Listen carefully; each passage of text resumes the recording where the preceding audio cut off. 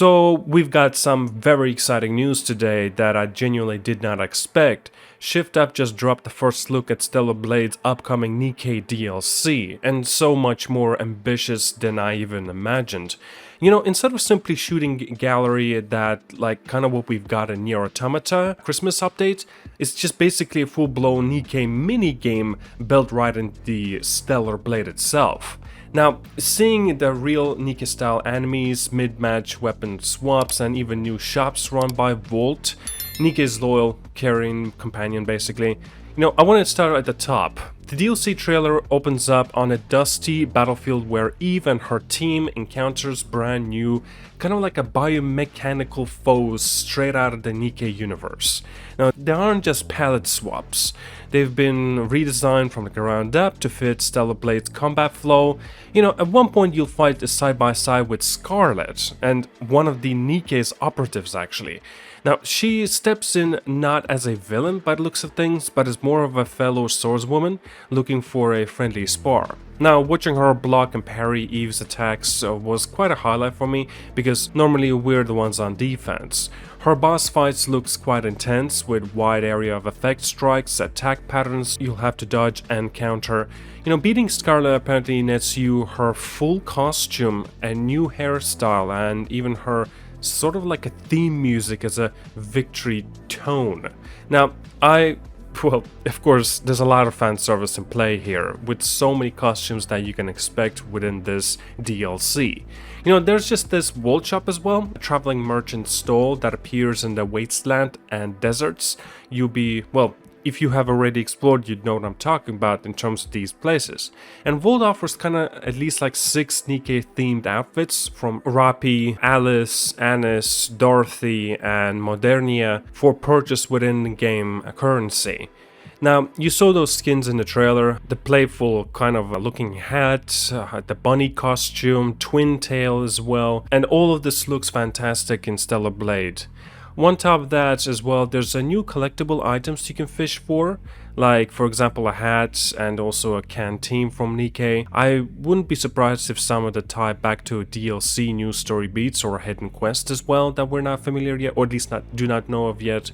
And yes, I believe it's Dory the mechanical dog is confirmed to making an appearance at the end of the expansion, and of course for players who are wondering about her. All of this actually just drops on June 11th as a part of the larger update that also brings 25 fresh outfits for Eve. So you're just someone who loves mixing and matching cosmetics. Of course, there's a big treat with this. Even after more than a year since Stellar Blade original launch, the hype is ramping up once again. Nier Automata DLC raised the bar by adding an extra mission and Emel's Travels shop, but this Nikke expansion feels like ShiftUp has packed in double of the content and polish, so there's a lot more than we anticipated. You know, initially I was gonna only report regarding of this. Then I learned a little extra something about, well, let's get into it. So the big announcement that everyone has been waiting for, and of course it seriously is exciting, and if you've been following regarding what's happening with Stellar Blade, you already know that it turns out sequel is officially on the way, and ShiftUp is planning to release it much sooner than expected. Their internal roadmap, it's just in the lineup that I've pegged Stellar Blade 2 for launch before the end of 2027, considering that the first game only went live in mid of 2024, and that means like 2 to 3 years turnaround for a brand new AAA title, well, a sequel.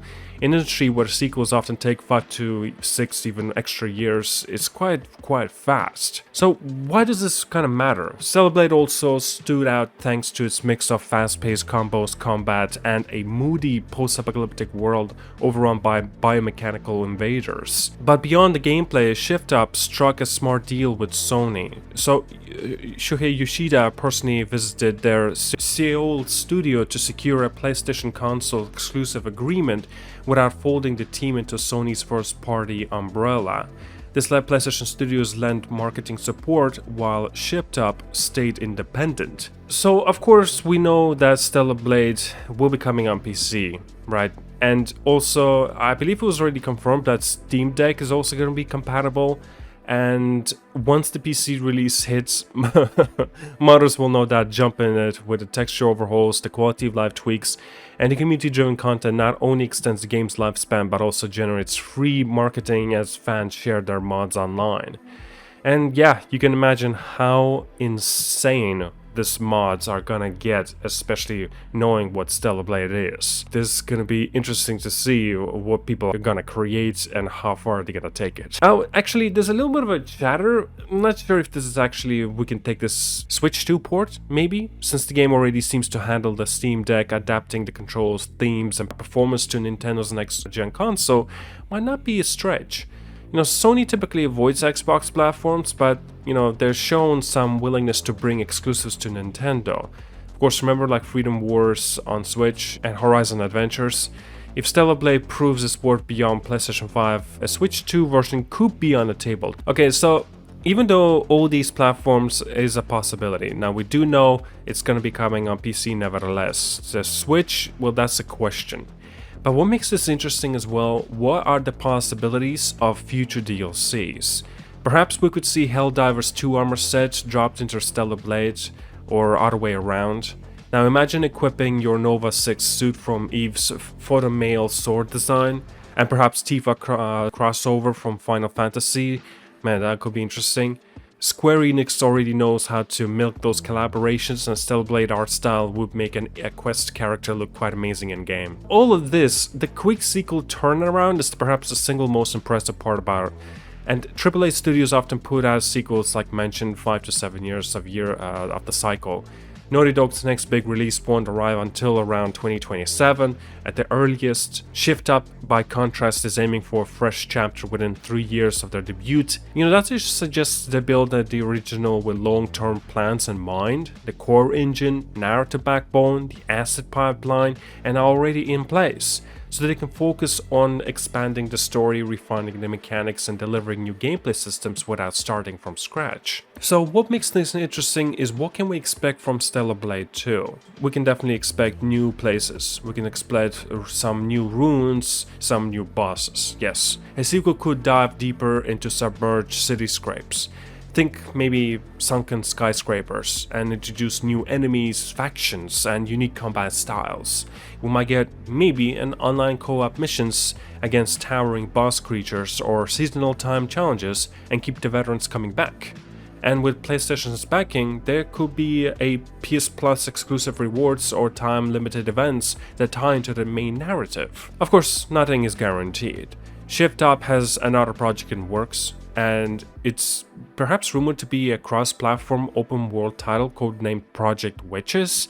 And if they shift resources, Stellar Blade could slide. But the fact that Project Witches appears on a public roadmap suggests maybe it's a top priority. But even though Stellar Blade 2 seems to be coming first, I'll say they're gonna put all their time and effort into that, you know, as a primary focus. So this pretty much covers all the big takeaways. A surprise Nikke DLC that they just showed there. Stellar Blade 2 confirmed for a rapid pre-2027 release, my goodness.